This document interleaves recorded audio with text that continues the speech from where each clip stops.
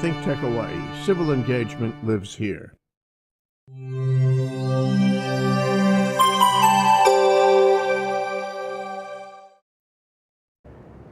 Aloha, Hawaii. I'm Wendy Lowe, and I'm your new friend as we journey to take your health back.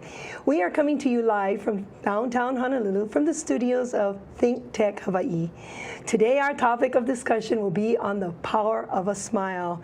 And we all know how important a smile is because that's what opens the doors, and that's the gateway to our whole body. And also, I want to just give everybody a hint. When we smile, look at this. This is a beautiful, big smile with teeth. You gotta smile with teeth. You can't just smile like, what's the difference between and, right? So when you smile with teeth, that means I want to talk and have a conversation with you. So we must remember to smile with teeth. And I would like today's discussion to be about a healthy life begins with a healthy smile. Today we are very, very honored to have with us our Miss Hawaii 2017, Catherine Taruya. So welcome aboard, Catherine.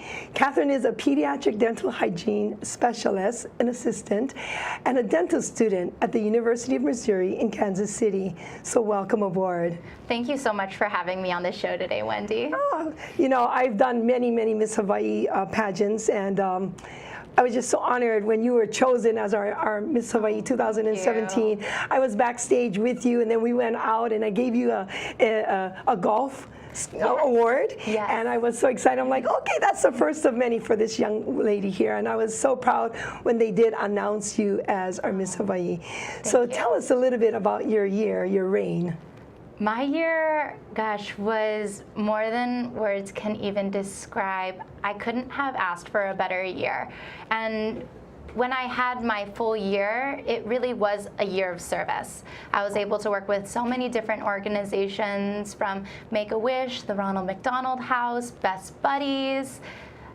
Any organization that reached out, I wanted to work with because I wanted to give back to the community who built me and who made me. Mm-hmm. And that's what I really focused on. I loved being an advocate for the Children's Miracle Network Hospital, and here in Hawaii, that's the Kapiolani Medical Center for Women and Children. Right. So raising money and making sure that our keiki had the best possible care here locally.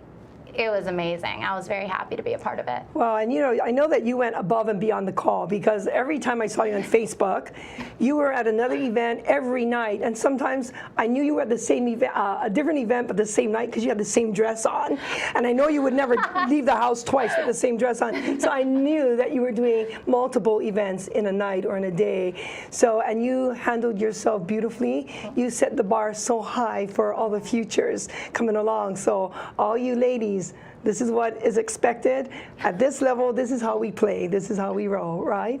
Well, it was so much fun. I loved it. My year went by so quickly, and I don't think there was ever a moment where it settled in that I was Miss Hawaii, because I was always living on the high that I had the opportunity for it. I always felt very lucky, very blessed, and I had a great family support system behind me that made it possible. So like you were saying, we did sometimes 2 to 4, sometimes 5 events in one day, and I never wanted at least a single weekend to go without doing at least some service. And that you have a very supportive family, and they were by your side, and physically, mentally, and they were just always with you. Absolutely. I just love seeing that family unit with you.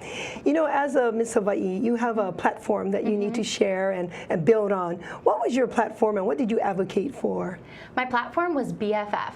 Brush, floss, fluoride. And so that was the reaction I always got. Everyone was always laughing, and I was like, well, it's not that funny, but I guess that it's a good thing that everyone will remember it, that it's a tidbit that you can chuckle at. But really, it's 3 easy steps to make sure that you decrease the rate or the chances of childhood tooth decay. And so it speaks to not only children, but to families, even adults. Be your own best friend and take care of your teeth. So, yeah, in other words, so your BFF, your brush, floss, and fluoride should be your BFF. Right, absolutely. Right? So it makes so much sense. It does. Right? Okay. So what inspired you to pursue dental hygiene work and all that you're wanting to do? So my dad is a pediatric dentist. When I was 15 years old, I decided to run in my first pageant. there's 4 girls in our family, so my parents thought that it would be more responsible for me to be able to pay for my entrance fee by myself. So I started working in my dad's office as a dental hygiene assistant, and that's the way I was able to pay for that entrance fee into that first pageant. It taught me a lot, but it opened the door to dentistry for me. Wow. And so where did you go somewhere else to be inspired? What really prompted you to just pursue with the passion that you're driving with? It was a thought at 15 that I'd want to become a dentist. But when I was 18 years old, and again when I was 19, my dad and I traveled to Guatemala. Wow. And that was a mission trip that I'll never forget. The first time that I went there, we were seeing patients who were 2 years old all the way into their 80s. And the doctors who went with us were from San Francisco, from Davis, all in California, and then my dad from Hawaii. And I felt very lucky to be able to shadow and assist with these doctors because they were so good. Whatever we saw there, if we could save it, we did. Wow. And that was very powerful to me. It wasn't going into a camp and extracting everything that we saw. We were doing procedures that you'd find in the United States for hundreds of dollars. There was root canals, third molar extractions, those are your wisdom teeth extractions, and those aren't even erupted sometimes. It was crazy, and I loved it. I loved it, and I saw that dentistry was more than just an office job. It was more about a community. There was that service, and just like Miss Hawaii, that opportunity was like, ooh, service. That's what I want. And I saw it in dentistry, and I said, that's what I want to do. Well, that's your heart, obviously. And that's good that you're going to focus, on that aspect of service through the mouth, because that's, I mean, a lot of kids in those countries, and even in America, in Hawaii, they don't have a bright smile because they're hiding. They're hiding. Something's not right. And so that's why your gift is to be able to let them shine through their smile, and you're going to help them with that. Absolutely. Right? So what is like the most spectacular or special case that you witnessed while you were in Guatemala?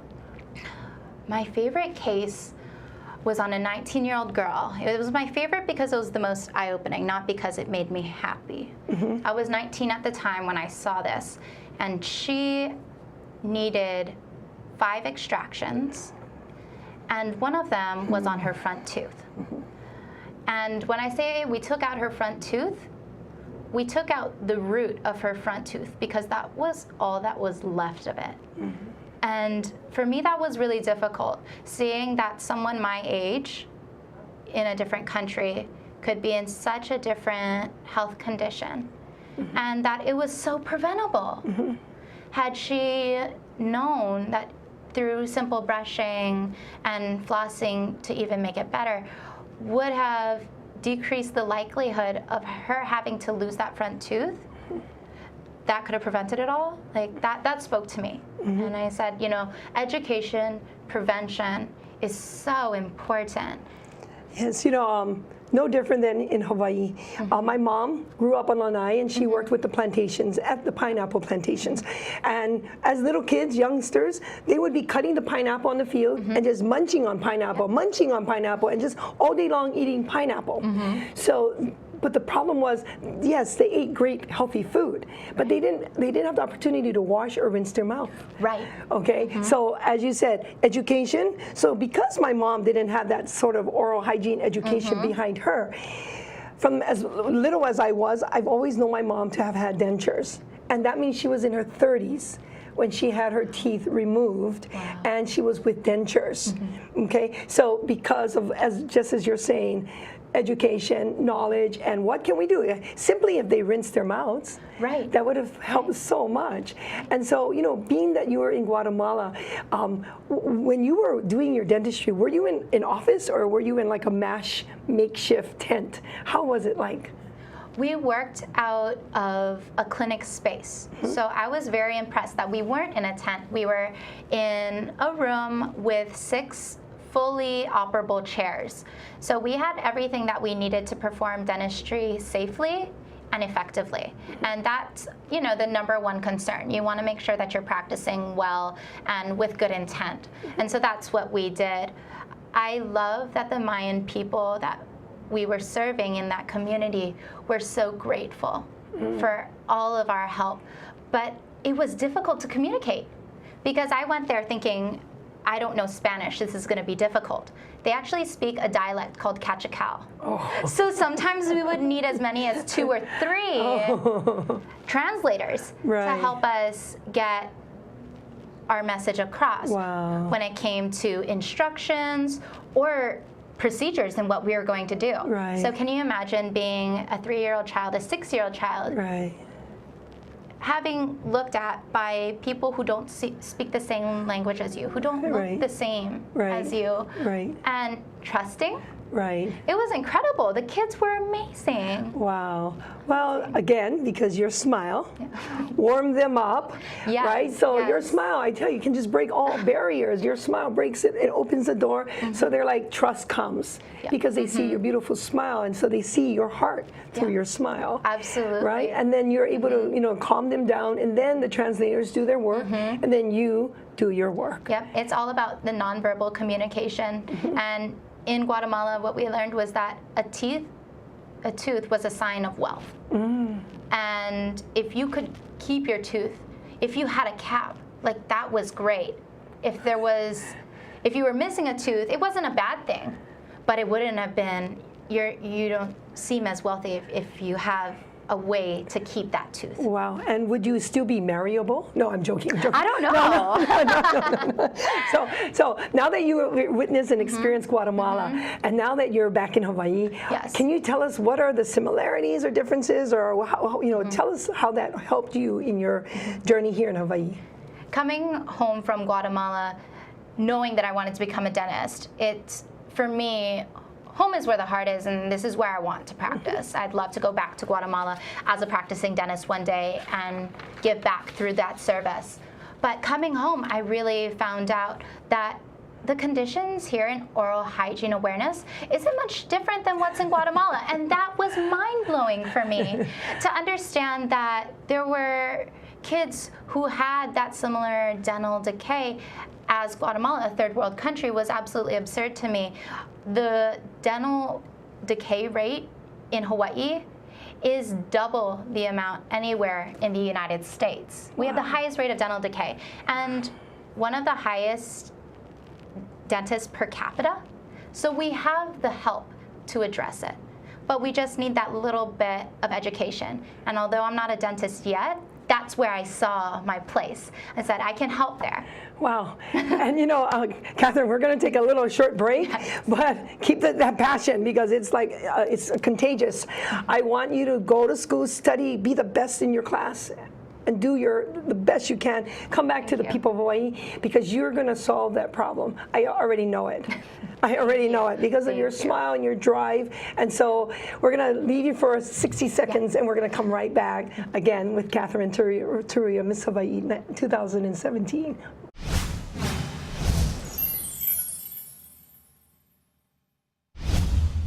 When I was growing up, I was among the 1 in 6 American kids who struggle with hunger. And hungry mornings make tired days. Grumpy days.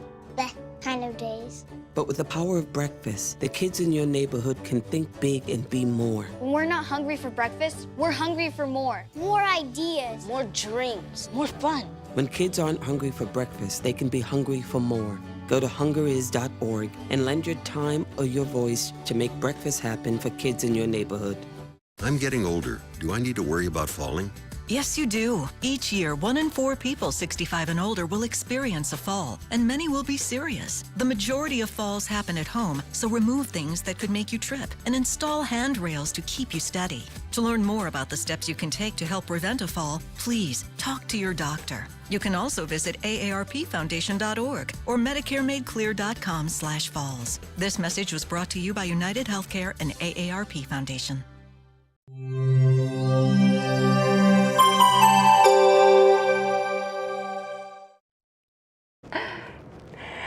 Well, welcome back. And here we are with more energy and bright smiles from Catherine Turia. Miss Hawaii 2017. We're coming to you live from Think Tech Hawaii. And the first half of this show, Catherine, you shared with us your reigning year, which is full of love, excitement, and a servant's heart. And we just admire you for that. We mentioned that you set the bar so high for other contestants coming in. And we want all young ladies to achieve as much as you did, or even further. Just go for it. Don't let anything stop you. No. We talked about dental care and hygiene in Guatemala, and then we were talking about the dental care and awareness here in Hawaii. And you were just sharing with us how surprised you are about the lack of some dental information and care for the people of Hawaii. Sure. So would you like to continue on that? Yes. So through my year as Miss Hawaii, I was able to go to a number of different hospitals and talk to the kids, play with them, and it was a great relationship. But I also noticed that in the hospital, there was visible dental decay happening. And that broke my heart, because not only are they fighting their challenges, other medical challenges, but there's also the challenge in their oral hygiene. And so I was able to work with the Hawaii Dental Service and HDS, and we set up a campaign that really encouraged families to take control of their education of oral health, that a healthy life truly does begin with a healthy smile. And I loved that partnership and being able to encourage education. That was the key for me, and that's why I really tried to push my platform and my program, BFF, Brush, Floss, Fluoride, because dental decay really is something that can affect the entire body. Your oral health is a direct reflection on your mental health. There's a number of studies that show that children miss so much school with dental-related pains. And if we're able to alleviate that, that's more time spent in the classroom, more time feeling healthy and happy, and less time in pain. And in the end, that's what we want. Right. It's about preventive care. Right. I mean, right, in general, you've got a little toothache. It's just a little toothache, but you know, you're constantly thinking of it, and it's just pounding and pounding. And how can you even focus on being happy? You can't, because it hurts so much. Nonetheless, focus on studies, or even as a mother, how can you even like focus on your other 2 or 3 or 4 kids and cook a meal, because you're in pain yourself. Right. So how would you educate all of us to know what to do for better oral health? My platform, BFF, Brush, Floss, Fluoride, is not only for children, for families, for everyone. And those are 3 easy steps to decrease tooth decay. So it's brushing at least twice a day. And I tell the kids in the office, it's for every 2 teeth, you brush 10 times. So that's the front of the tooth, the back of the tooth, on top, on bottom, 10 times for every 2 teeth.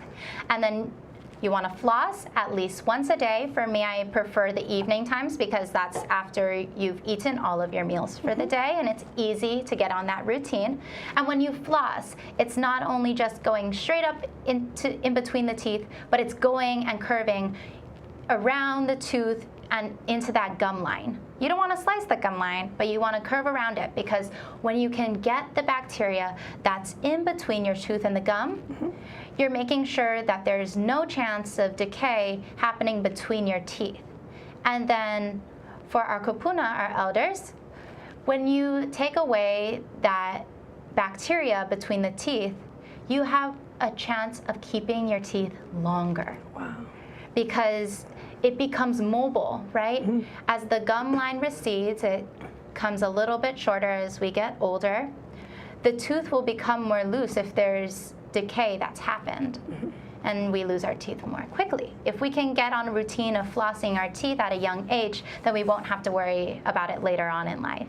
Wow, that's important. I mean, like what you just said about the kupuna. You know, they're figuring, I'm already old, but you know what? Heck, when I die, I want all my teeth in my mouth. Right? And so how do I enable that is better oral hygiene. Right. You know, flossing, rinsing, and doing all the right things. Right. I mean, that's so key. So what can you share about good oral health for our children. And Catherine, about what age do you encourage moms, young moms, to start dental hygiene for their infants? It's finding a dentist by the time your child reaches the age of 1. That's really important. And making sure that once they have just their first tooth that you're brushing, you're getting into the habit of brushing their teeth, because it's all about comfort and making sure that they are willing to let you access that point of brushing. But it's also important to know that bottle feeding and breastfeeding can also lead to decay.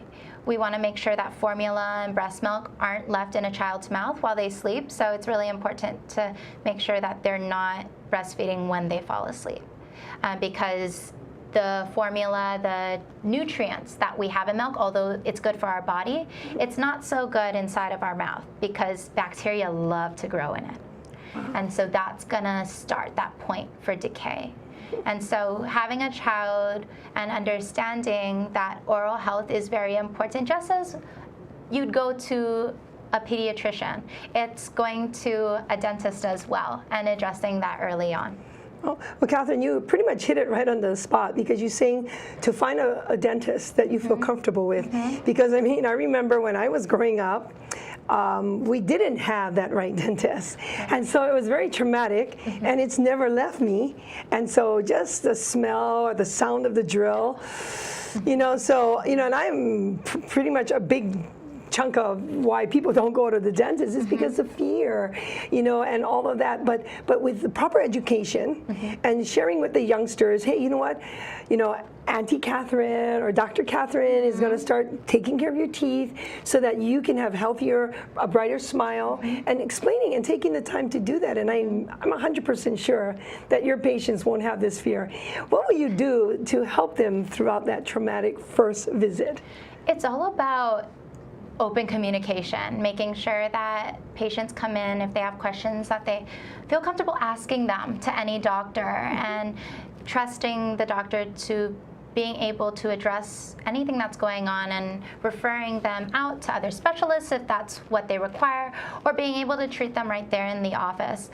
I think that especially for children, what you can look for is board-certified doctors, and I'm really proud that my dad is a board-certified pediatric dentist here in Hawaii at Pedodontic Associates. So it's little details. Do your research and find out what works best for you, because the best doctor for someone might not be the best doctor for you. And there's a lot of doctors out there, so go out, do your research, and feel the most comfortable with the care that you're getting. And of course, you know, the title of our show is called Take Your Healthy Back, right? And so we all know that diet matters for everything, even hair, eyes, nail growth, just overall general health. A diet, what we eat, matters. Yes. So how much does a good diet mean for good oral health? I believe in you are what you eat, and in the end, there is no perfect diet. Your body reacts differently to different types of food. And that's the same as how it is in your mouth. Different types of food will do different things to people's bodies. People have different enamel surfaces and strengths compared to other people. No matter what you eat, you're gonna have sugar content in it. You're gonna have the proteins that want bacteria to grow in it. And in the end, you want to take away those artificial sugars and those artificial flavors and keep it natural. But it's that oral hygiene education. Brushing every single time after you eat, those are key things. You can enjoy your life. You can eat what you want to eat within reason. But it's taking care of your teeth and knowing that what you eat will have an effect on your health. And that's that idea that you need to remember when it comes to dieting. I mean, I've done a lot of different diets, competing and just trying to be the healthiest version of myself. But in the end, it's about what are you going to do in your life that's going to make you feel good. And taking care of your teeth for me making sure that my smile is as bright as it can be, that does it for me. And you know, again, BFF, right? Brush, BFF. yeah, floss, fluoride. And you know, I just really quickly, side note, in Pretty Woman, she took some time off of her date night to floss Yep. because she had strawberry seeds stuck in her teeth, and she didn't want to go back out with the in her teeth. So she flossed. So Yes. you're spot on with the BFF, and I just truly love it. And again, this apple, an apple a day keeps the doctor away, and probably the dentist too, because when you're eating this, it's also kind of like a natural scrubbing. Yes. Right? And it's all natural foods. Sure. So like you said, when you're competing, whatever you're doing, eating a choice of healthier foods. Absolutely, absolutely. And so now, you know, I got to go to the dentist. There are so many different types of dentists. You know, like this, that, this, and that. It's like so many. How do I know which avenue of dentistry I should go to, especially as you get older at my age where we have different special needs? Can you share a little bit about different aspects of dentistry? There's so many different aspects of dentistry, and it's first and foremost going to your general practitioner and having those 6-month checkups, because you're going to see sometimes your hygienist, sometimes your dentist, but you're going to get that cleaning and your expectation for the next couple visits. And so being able to figure out what's going on in your body, your mouth, getting those x-rays, those checkup visits, they're really important, because if you have a certain case that your doctor can't necessarily address in their office, they can direct you to another specialty, whether that's the endodontist, the periodontist, anyone who is specialized in that specific area to help you out. Wow. So, you know, dental health is definitely a reflection on mental health, as we mentioned Yes, before. yes. I mean, right, bright, big smile, I'm going to feel good, look good, I'm going to look good, I'm going to feel good. Yes. Right? And so it matters. It matters, and we take it so much for granted. That, I can't, I have a bill, I can't, I don't have enough money, I can't go to the dentist, just going to clean my teeth. What does it matter if I miss a cleaning, or 2, or 3, or 4? It's just more plaque built up. When I go there, the hygienist, she's going to just do more scraping. Tell me how much it matters that when I miss my every 6 months visit. No matter what your oral health expectation is, there's always going to be buildup. Some people are more prone to it than others, but there's always going to be that buildup. So it is important to have someone checking it out every 6 months, because the faster you can see any type of problem, in the end, looking from an economic point of view, the cheaper it's going to be. Exactly. If you can catch a cavity in its very small beginning states, Like a little dot, a little just dot, something right? very small, you can address it. Right. But once it keeps growing, and if you're missing those checkups so you don't Right. see it, even though it's not sore, it's there. Right. And dental procedures are very expensive. Right. So it's making sure you're going to the doctor, doing your oral hygiene routine every single day. Right. That's going to prevent all of that. Wow. Okay. So being Chinese. Yes. Me too. Me too. I being can say that I'm Chinese too. Yeah, we should go more often, because prevention is so much simpler. Sure. And it's much cheaper than working on the after cause or Yes, effect. yes. And so you're absolutely right. And so, you know, you've come to us today with a wealth of knowledge, but not just the knowledge. You come to us with passion about our teeth, about our beautiful smile, and you display it constantly. So, you know, we're so grateful for you and for your heart. So go out, go to school, get your degree, come back, work alongside with your father. He'll be so proud, and he's probably very excited and impatient waiting for you to do so. I think he's a little excited. He's very excited. Yes, my baby is gonna be, and carrying on the practice, you know, along what he's created, and that he feels so proud that he instilled that passion within you. So he's a successful father, and your mother as well, as beautiful as your whole family is. Thank you. So continue your mission, oral health, Yes. and just making that Yes. smile bright, because it does matter. A smile is contagious. It is and contagious. I absolutely love that about the field that I'm going into. Yes. So congratulations to you. Thank Set the bar you. so high. And Thank for all you. you aspiring dental students, just remember this talk and what she's out there sharing with all of us is your heart to want more and be more more for not just Hawaii, but for the world. And you made it sound so simple. Oh, thank you. Mahalo, mahalo, mahalo. Aloha, everyone.